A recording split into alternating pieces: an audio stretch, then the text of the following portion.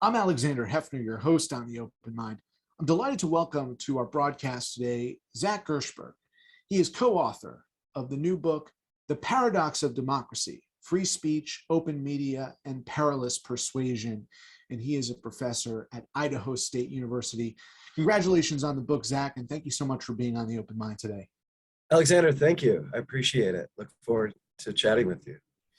Zac, let me ask you to begin with, because I think this is such a fantastic and appropriately nuanced framing of our current crisis as a country, the paradox, because it is the paradox of wanting folks to be able to self-govern in a democratic or Republican fashion, but then not necessarily agreeing with what those self-governed folks decide they want to do. I mean, the case in point is reproductive rights in this country. So I've been constantly thinking about the title of your book in just this contest of federalism. And I wanted to give you a chance from the opening to reflect on that question of what does this paradox mean? Sure. So the paradox is we sometimes think of democracy as about rights and institutions, but in some ways it's about this open culture.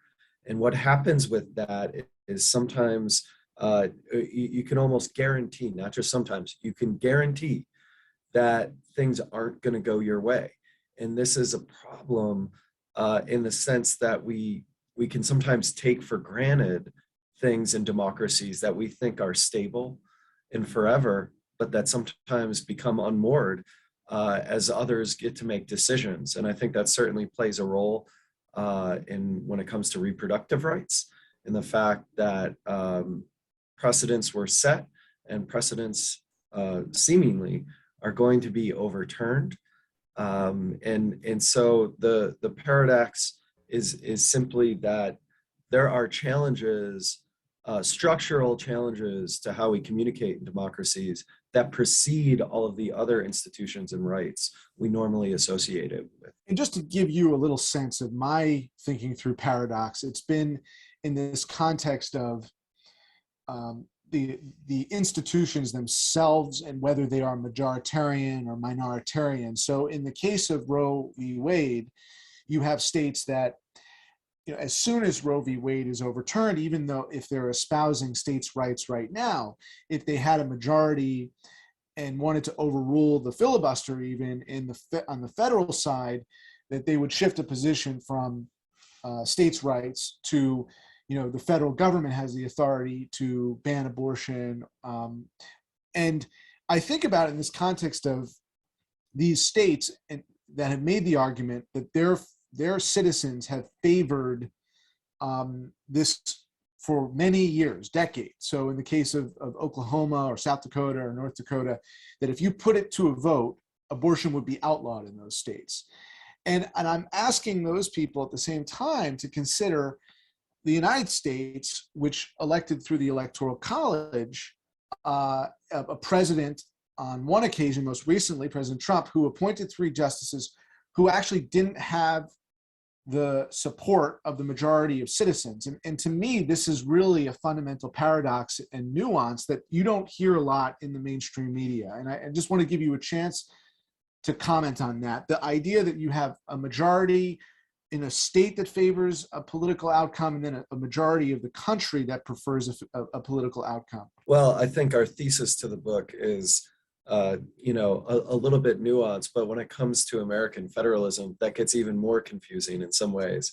But I guess what I would say is one issue we've had over the course of the last century is associating or conflating democracy with the perfect reflection of public opinion.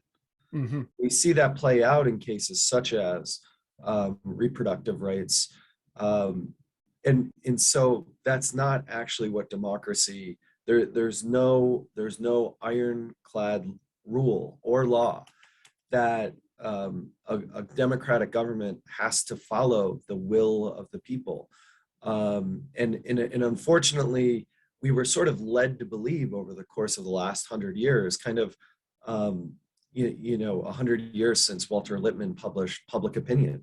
And that's kind of what we're pushing back a little bit against, is that anything is possible and potentially or rhetorically speaking, everything is permitted. I think what you're getting at is the messiness, of Democratic, Republican governance, or however you want to split the atom, so to speak, in the way we think of, are we a democracy, are we a republic? But the interesting thing, I don't know if you think about it this way from the book, but we've had this explosion of imagination in media, while for the same period of time we've had an implosion of imagination in government, right? A lack of imagination about, let's use different models of participatory governance. We've just been at this constant stalemate in the way a lot of the governance occurs in this country. Right. Well, I think the challenge we're facing is sometimes one of scale. We sometimes have been led to believe that more speech equals better speech and everything like that. But in the 21st century, every citizen is armed with the power of mass communication that used to be limited to only a certain number of news publishers with a printing press or broadcasters with a television license. And now we all have that ability. So in some ways, the stalemate that you're speaking of is almost a natural consequence of the fact that we face an exponentially increasing volume of communication, where people speak their mind and read and watch and share, and the problems that go along with it, I think is, so I'm not saying the stalemate is good. I'm suggesting in some ways it's perhaps what we might expect given that multiplicity of media. Fair enough. That makes good sense. I want to ask you about perilous persuasion. For our viewers, what do you mean by perilous persuasion?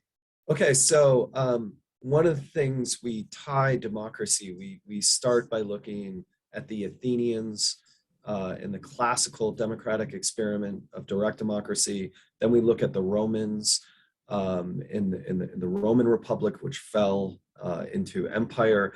And basically what we're talking about is kind of the classical practice of rhetoric. And specifically, if we recognize that free expression is paramount to democracy, well, then that makes persuasion the primary variable in which democratic practices take place. However, it's all well and good to convince your fellow citizens of something new, a new position to adopt. However, persuasion, from ancient sophistry to fascist propaganda to disinformation and misinformation in the digital world, can be perilous. And so I think it's important to tie free expression and perilous persuasion together, because it shows how vulnerable democracy is to what makes it so significant.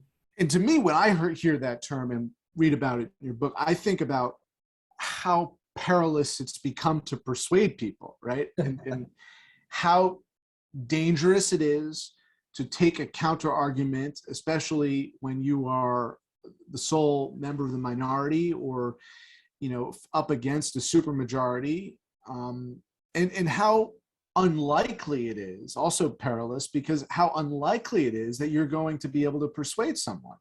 That's just struck me by the term, because it's perilous, because it's dangerous to be counterintuitive or to be against the grain and to try to persuade someone, especially in kind of uncomfortable territory, not playing on your home turf. And it's such a long haul in becoming, increasingly improbable to get to a place where you persuade someone successfully. Right, it's not easy. I think that's a really important point. And not only that, even if you succeed, you could also face grave consequences. So free speech comes with consequences for democracy in society. It doesn't take place in a vacuum, and we locate this, again, to go back to the Athenians, Socrates, who had to plead for his life and did so unsuccessfully. But there were other, the very term ostracism comes from this. So the Greeks in their very early democracy had various different forms of free expression, but at the same time, those were vulnerable to, just like today, to lawsuits and ostracism, and sometimes the consequences were far more severe back then. And I think about you in particular, being a scholar in Idaho, when, again, if you were just to ask the layperson who's modestly or moderately informed, they would think on the basis of how much academics or intellectuals are scapegoated. And there has been this culture war on the ivory tower, more so in deep red states than in blue states, although it is in blue states too, that you are right in the lion's den, so to speak, when it comes to this very question of persuadability and the perilousness of making an argument or even, listening to an argument if it's not the party line, if it's not the conventional wisdom. And so I wanted to ask you if that is at all overstated, or is it correctly understood that in certain parts of this country, it's going to be more challenging to Sure. make an argument than in other parts of the country? I think what's particularly challenging sometimes is you see and hear about these bills that come forward in state legislatures, and sometimes the wording is cleverly put together so as to, in some ways, intimidate or chill, but not necessarily lead to cases where the law can actually be challenged. But it is something in the back of my mind sometimes, and I think part of it is wondering where this is going to go.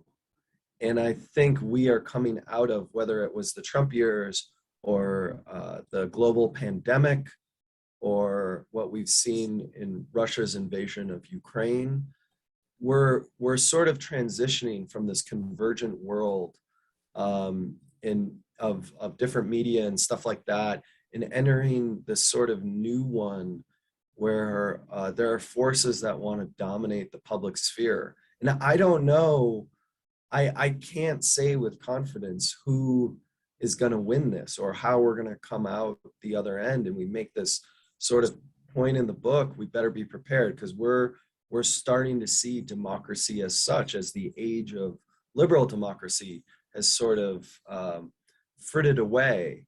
And so it's exciting, but also scary if in fact we start seeing arrests for ideas or the exercise of state power against educators. And I think it's even more difficult because sometimes it's hard to discern the performance of some of these elements from how it's being bound in the law. You say in your introduction that we ought to think of democracy less as a government type and more as an open communicative culture. And you and your co-author are contending that democracy can be liberal or illiberal, can be populist or consensus-based. And again, there are theorists and probably people in the political arena who might disagree that illiberal democracy is an oxymoron. And I'm asking you this only because I wonder if it's going to be more challenging to preserve democratic values, or even basically human values, if we aren't on the same page that illiberalism cannot coexist with democracy in truth, if we're just being honest about what these things are. So I guess my response would be my co-author Sean Illen and I certainly respect and would be considered, I think, champions of liberal democracy. In this grand traditional sense of the phrase, but it cannot be taken for granted. And we initially set out to write a book about the death of democracy and upholding liberal values. But when we started looking at this history, we discovered that actually democracies have not necessarily always towed that line, and we want it to, but we can't take that for granted. And we can see in countries as different as Hungary and Turkey, what happens when a democracy becomes an illiberal democracy. And we can see sort of in Russia what happens when an illiberal democracy becomes something. And your point, your and your co-author's point is that, there was something of an illusion about democracy, and it was definitional in aspiration. Right. It was not in reality ever necessarily a true democracy. And you can purport for something to be democratic or Republican, again, lowercase r and d. Right. But in truth, it will be on some spectrum of liberal or illiberal or humane or inhumane. And just like other forms of government, we have the tendency, and I think correctly, to associate autocracies and authoritarianism more with the inhumane spectrum. I mean, I think historically speaking, at least from a modern historical perspective, that's correct. That's accurate. But this led me to, again, this question of, if you are going to concede that there is such a thing as illiberal democracy and they're not in conflict, you might have a harder time, preserving democracy. It occurs to me, in the 2016 presidential campaign, there was an exchange about the integrity of our borders. And I thought that then Secretary Clinton, running against then businessman Donald Trump, had a strong position to say, at least in defense of democracy or the ideal of democracy. Look, in response to former President Trump's comment, we don't have a country anymore, right? If we don't have borders. He was accusing her basically of being open borders and saying, if you elect Secretary Clinton, we're not going to have a country anymore. And she didn't retort, if we elect you, we're not going to have a democracy anymore. And that is the stakes of this right now, that we're talking about democracy as kind of an existential crisis. And I wonder if we give too much room to defining illiberal democracy, right, that the folks championing democracy are going to, find themselves on the wrong side of history. Well, I think we're trying to be radically honest about this, that it is going to be difficult. This is not going to be easy. And the threats we've seen globally, domestically, like what happened on January 6th, 2021, these are things that tend to occur in democracy. And so the one thing we try to say is the existential crisis of democracy is permanent, that we will always have to deal with this, and that even over the last 50 to 80 years, where it seemed like we could take democracy for granted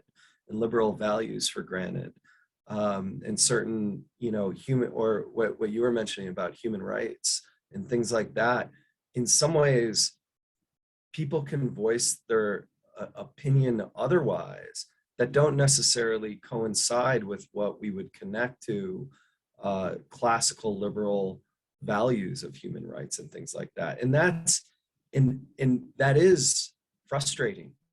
And I think that's part of what we're trying to do with the book, is make that clear, that it is a challenge and that we can't take that for granted anymore. I want to just close in these last minutes we have about that delineation between an open culture, you say open communicative culture, versus democracy. And you're basically saying that that openness can exist.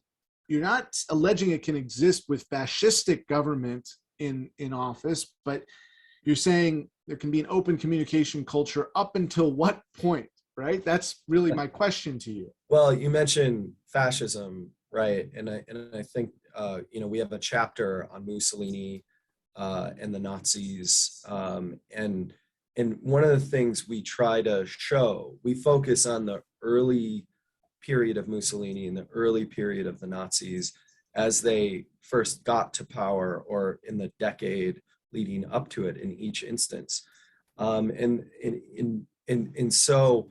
I think the pivot ultimately to this sort of totalitarianism moment where democracy is truly done for is, as we have seen in the fascist examples from 100 years ago, but then also what's happening more recently in Russia, even though there is closing down all access to the open internet, all media outlets that don't follow government propaganda. And that's the point at which it's not even any longer an illiberal democracy. That's a great point. And I think folks should definitely pay attention to that chapter of the book. You're basically saying that the First Amendment, at least in its modern interpretation, in our country, is going to protect us from the realization of fascism in that formulation. The people who are protesting the reversal or overturning of Roe v. Wade, which we anticipate, and suggest that that is the first of other decisions, dominoes falling in the direction of illiberalism. Like, ultimately, the original text of the Constitution is being defended to create those illiberal outcomes. If you fall all the way to the last domino and take it to the First Amendment, you still have the First Amendment, right? How do you see the unraveling of stare decisis in Supreme Court decisions and jurisprudence? Do you see it as ultimately creating these illiberal outcomes, or do you think there's some even further direction where it could not just create illiberal outcomes, but it could lead to that ultimate undermining of open culture, in which case then you have a fascistic regime? So thank you for bringing that up, because I think it's an important point, because I think in some ways the Supreme Court and the law in general are sometimes connected or in our minds as the saving grace of democracy. But in some ways, the law and the Supreme Court, as its history is unfurled in the United States, in some ways is a constraint on democracy. But this is paradoxical, right? Because supposedly the Supreme Court says, oh, we just want the states to decide, which is technically more democracy. So it gets very confusing. But I do think it's really important that we, in some ways, can show some appreciation for our First Amendment, because it's not just freedom of speech and freedom, right? I mean, freedom of speech, freedom of press, the right to assembly, and the right to petition the government, I think are all really important as distinctions under free expression, and to which we can add the Establishment Clause in religion, even though that's not necessarily tied to communications. But I would, the one domino or a number of dominoes have fallen, whether it's the Voting Rights Act or Roe v. Wade and the Casey decision. But I am expecting in the next over the next decade that the famous New York Times versus Sullivan case on press freedom and libel and actual malice, that will probably fall as well. And so I'd be very concerned if we get to a point where state legislatures or the federal government can start to dictate to publishers what they can publish or what they have to publish. And that would be very worrisome. So I do see the First Amendment as this great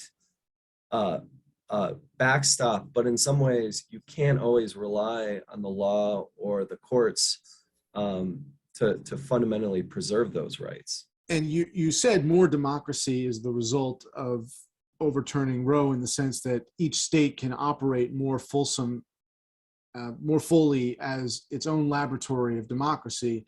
And does that dampen the fact that we can't have a single democracy with a majoritarian outcome for all of the millions of people across the land?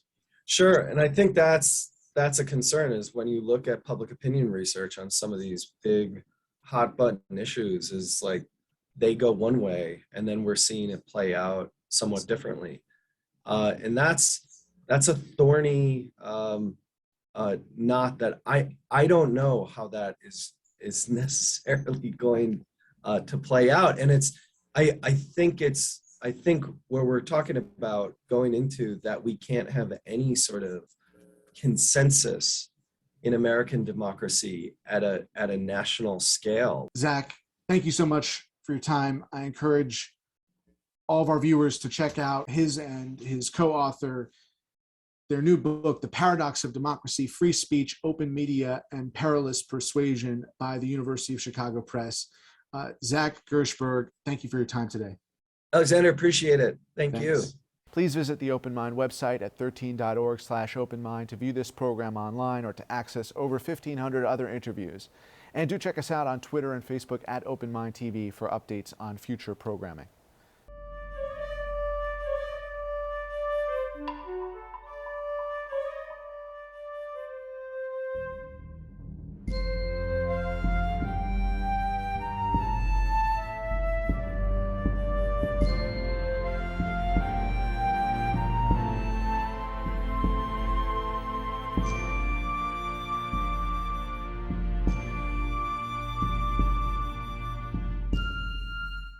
Continuing production of The Open Mind has been made possible by grants from Ann Olnick, Joan Gans Cooney, Lawrence B. Benenson, the Engelson Family Foundation, Alfred P. Sloan Foundation, the John S. and James L. Knight Foundation, William and Flora Hewlett Foundation, Joanne and Kenneth Wellner Foundation, and from the corporate community, Mutual of America.